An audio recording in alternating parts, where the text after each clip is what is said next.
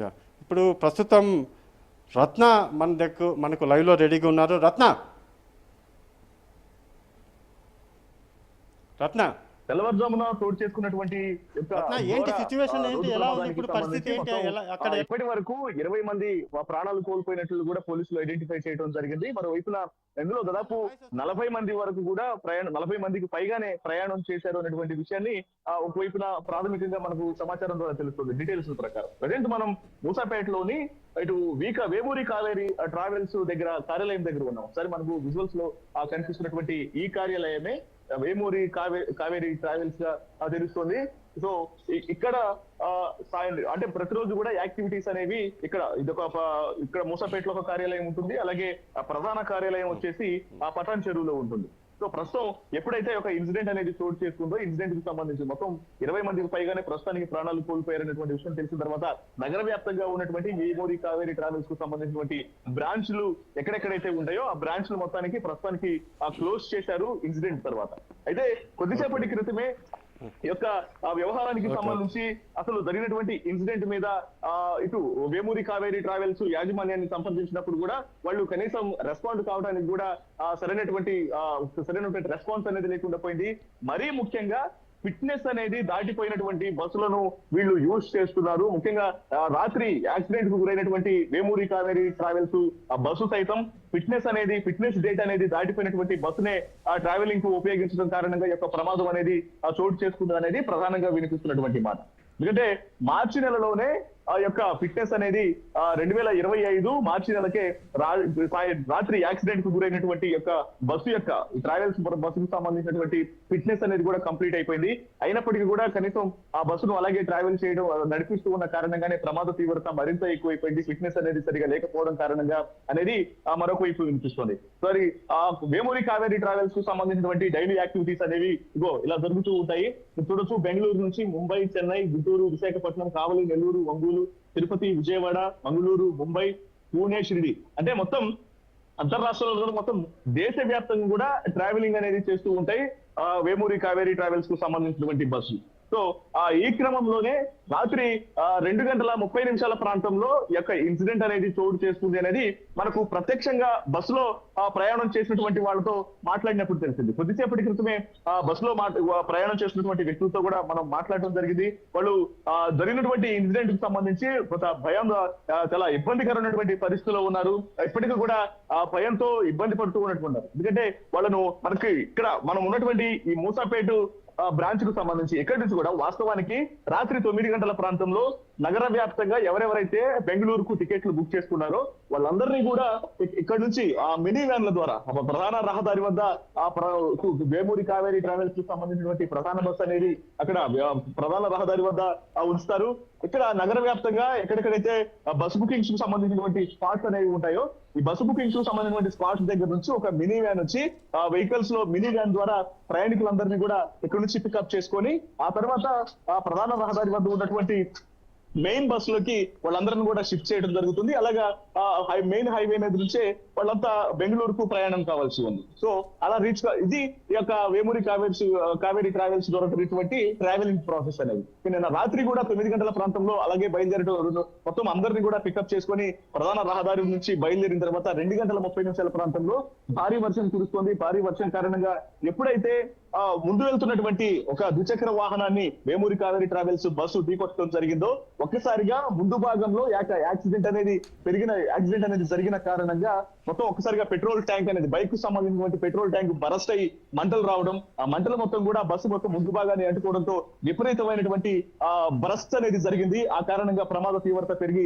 ఇప్పటి వరకు దాదాపు 40 మంది లోపల ప్రయాణం చేస్తుంటే 20 మందికి పైగా ప్రాణాలు కోల్పోయారు. ప్రస్తుతం ఇంకా మృతుల సంఖ్య పెరిగేటువంటి అవకాశాలు కూడా చాలా స్పష్టంగా కనిపిస్తున్నాయి.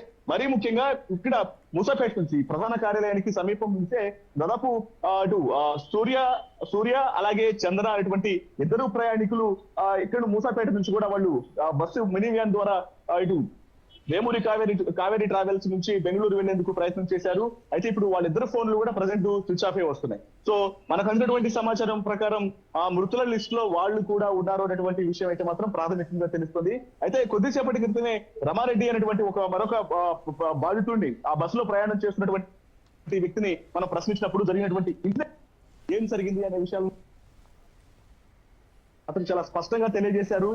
ఏదైతే దాదాపు అంటే 2 గంటల ఆ ప్రాంతంలో ఒక్కసారిగా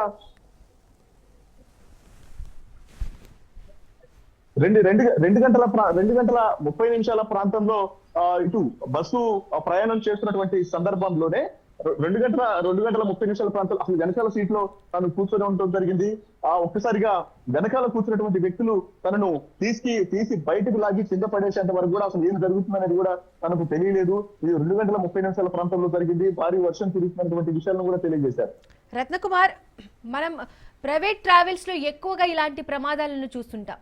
అసలు ప్రైవేట్ ట్రావెల్స్ నిబంధనలకు విరుద్ధంగా ఎలా నడపగలుగుతున్నాయి? వీరికి చెకింగ్స్ లాంటివి ఏమి ఉండవా?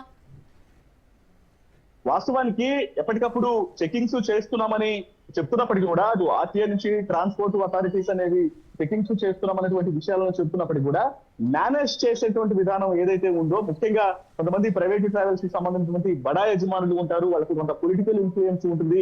ఇలాంటి వాళ్ళందరూ కూడా కొంతమంది బిజినెస్ బ్యాక్గ్రౌండ్, పొలిటికల్ అటాచ్మెంట్స్ ఉన్న వాళ్ళు సంబంధించి వాళ్ళు అధికారులను మేనేజ్ చేసేటువంటి సిచ్యువేషన్స్ ఏవైతే ఉంటాయో ఇవన్నీ కూడా ఇలా ఫిట్నెస్ దాటిపోయినటువంటి ఎక్కువ డేట్లు దాటిపోయినటువంటి బస్సులు అనేవి రోడ్ల మీద తిరగడానికి అవకాశాన్ని చేకూరుస్తున్నాయి. అలాగే కొన్ని బస్సులు వాటి యొక్క ఏదైతే ఎక్స్పైరీ డేట్లు కూడా ఇక ఇప్పుడు ఉన్నటువంటి ఈ కావేరీ ట్రావెల్స్ కి సంబంధించి వేమూరి కావేరీ ట్రావెల్స్ కి సంబంధించినటువంటి బస్సు కూడా 2025 మార్చి అంటే గత 5 నెలల క్రితమే 6 నెలల క్రితమే ఆ బస్సుకు ఉన్నటువంటి ఫిట్నెస్ అనేది పూర్తిగా క్లియర్ ఫిట్నెస్ అనేది దాటిపోయింది. ఆ ఫిట్నెస్ దాటిపోయి కూడా 6 నెలలు అయిపోయింది. అంటే మరి ఫిట్నెస్ అనేది కాలం చెల్లిపోయిన తర్వాత కూడా ఆ బస్సు అనేది అసలు ఎట్లా రోడ్ల మీద ప్రయాణం చేస్తుంది, మరి దీన్ని బట్టే అర్థం అవుతుంది అసలు ఆ బస్సుకు సంబంధించి వేమూరి కావేరీ ట్రావెల్స్ కి సంబంధించి మాత్రమే కాదు మిగతా ప్రైవేట్ ట్రావెల్స్ అన్నింటికి సంబంధించి కూడా ఇటు ట్రాన్స్పోర్ట్ అథారిటీస్ ఏ రకంగా చెకింగ్స్ అనేవి చేస్తూ ఉన్నాయి, ఎక్కడ ఈ లోపాలు అనేవి కనిపిస్తున్నాయి అనేది కూడా దీన్ని బట్టే చాలా స్పష్టంగా అవుతుంది. వాస్తవానికి సో ఇది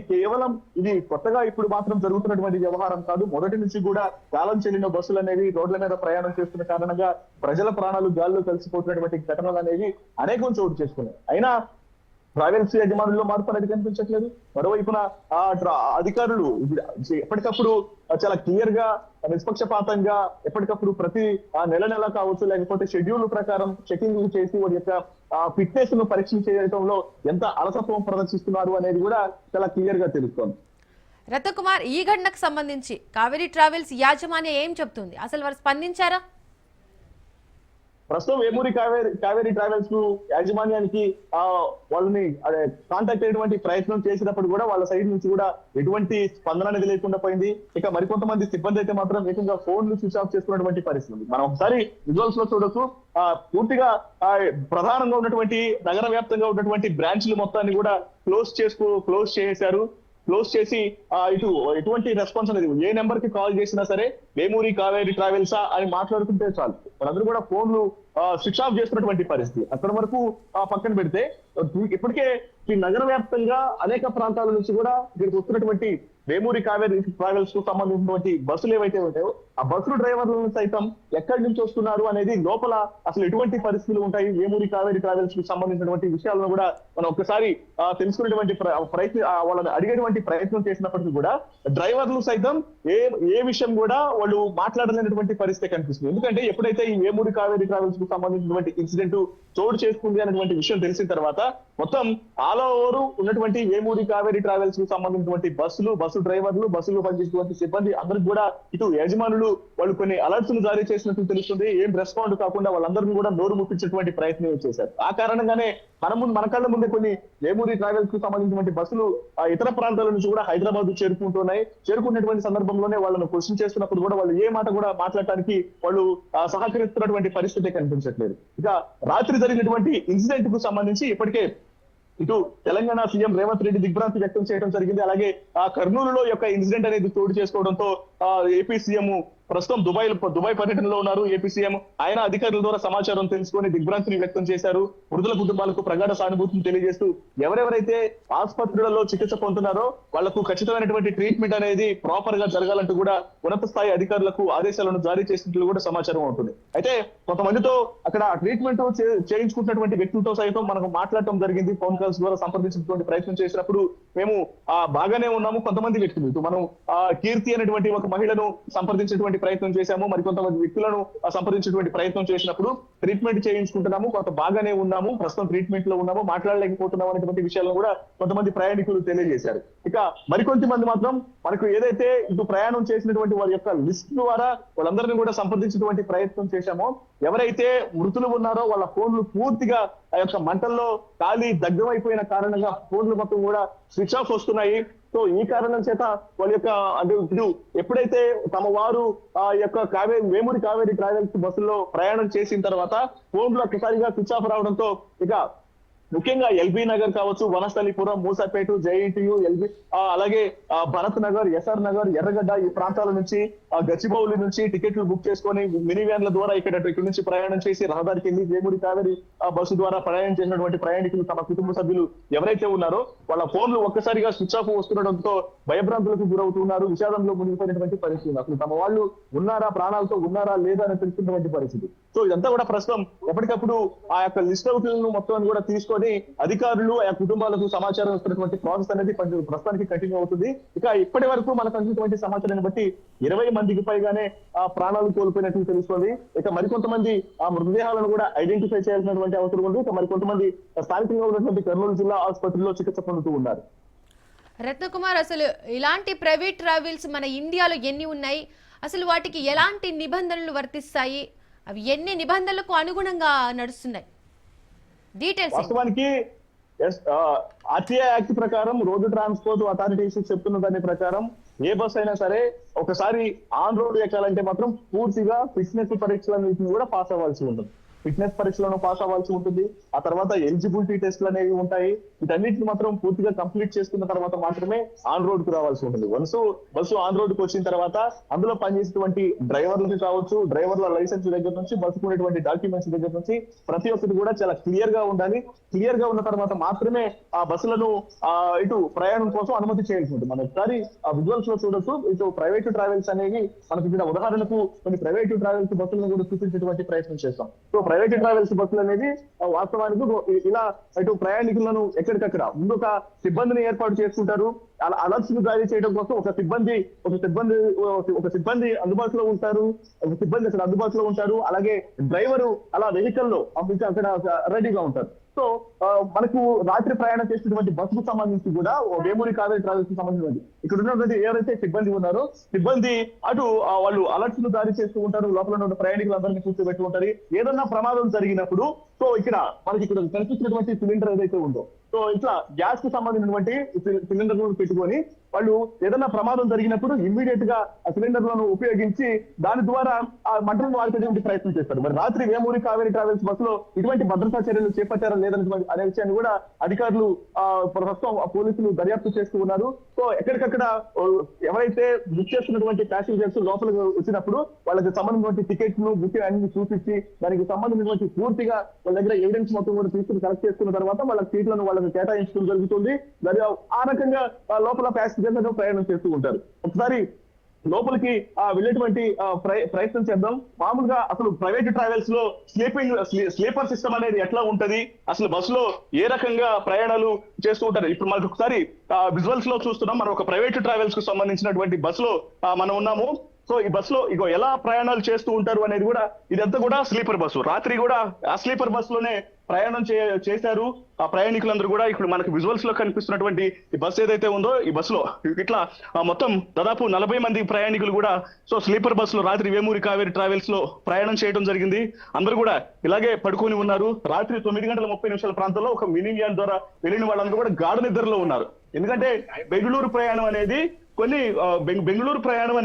కొన్ని కిలోమీటర్ల పాటు కొన్ని వందల కిలోమీటర్లు అనేది సుదీర్ఘ ప్రయాణం కాబట్టి తెల్లవారితేనే తప్ప అక్కడికి వెళ్ళేటువంటి అవకాశం లేదు కాబట్టి సో వాళ్ళందరూ కూడా ఇలా ప్రయాణం చేయడం జరిగింది. కానీ నిద్రపోయిన వాళ్ళు ఒక్కసారిగా ముఖ్యంగా వెనుక భాగంలో ఉన్న వాళ్ళు ఎప్పుడైతే ముందు భాగంలోకి మంటలు అనేవి వచ్చాయో సో ముందు భాగంలోకి మంటలు అనేవి వచ్చిన తర్వాత సో వెనకాల ఉన్న వాళ్ళు ఎప్పుడైతే వాళ్ళందరూ కూడా అప్రమత్తం అవటం జరిగింది. అప్రమత్తమయ్యి ఇమ్మీడియట్ గా కొంతమంది బస్సుకు ఉన్నటువంటి అద్దాలన్నింటినీ కూడా పగలగొట్టి మొత్తం ఆ అద్దాలను పగలగొట్టి సాధ్యమైనట్టు వాళ్ళందరూ కూడా ప్రాణాలను కాపాడుకోవడంలో భాగంగా కిందకు దూకినటువంటి పరిస్థితి అనిపించింది. సో కొంతమంది కిందకు దూకడంతో పాటు తమ పక్కన ఉన్నటువంటి వాళ్ళందరూ కూడా వాళ్ళని సైతం పట్టుకొని లాగి కిందకు పడేసారు. ఎందుకంటే వాళ్ళందరూ కూడా గాఢ నిద్రలో ఉన్నారు. గాఢ నిద్రలో ఉన్న వాళ్ళ యొక్క వాళ్ళని సైతం పట్టుకొని కిందకు లాగడంతో మనం మాట్లాడినటువంటి బాధితుడు ఇదే విషయాన్ని స్పష్టం చేశాడు. అసలు నాకు ఏం జరిగిందో తెలియదు, నన్ను ఒక వ్యక్తి పట్టుకొని లాగి కింద పడేసేంత వరకు కూడా అసలు ఇక్కడ ఏం జరుగుతుందనే విషయాన్ని తాను ఐడెంటిఫై చేయలేకపోయాను అనేటువంటి విషయాన్ని అక్కడ బస్సులో ప్రయాణం చేసినటువంటి ప్రయాణికుడు మనకు తెలియజేశాడు. వాళ్ళందరూ కూడా గాఢ నిద్రలో ఉన్నారు. 2 గంటల 30 నిమిషాల సమయం అంటే ఖచ్చితంగా ప్రతి ఒక్కరు కూడా అది నిద్ర సమయం కాబట్టి అదే పొజిషన్ లో ఉన్నారు.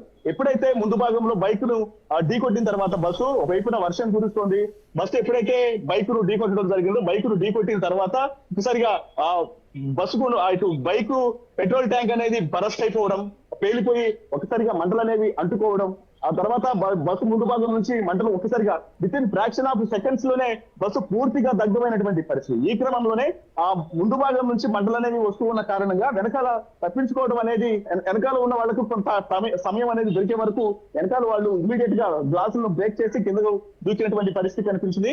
మరి కొంతమంది ప్రాణాలు కాపాడుకునేటువంటి ప్రయత్నం చేసినప్పటికీ ఎస్పెషల్లీ మధ్యలో ఉన్న వాళ్ళు, ముందు ఉన్న వాళ్ళు మాత్రం వాళ్ళు ప్రాణాలు కాపాడుకోవడంలో విఫలమైపోయారు.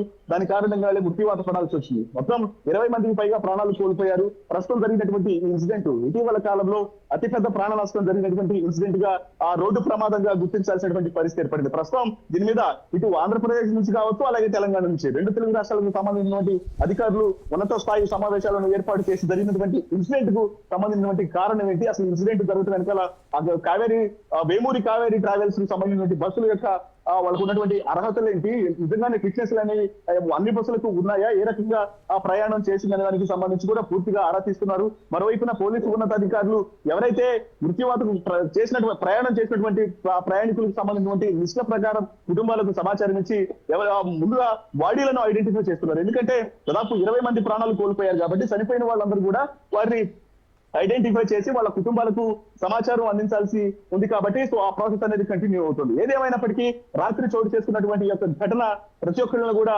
ఆందోళనకు గురి చేసింది, కొంత విషాదంగా మారినటువంటి పరిస్థితి అనిపిస్తోంది. Right Ratnakumar, thank you.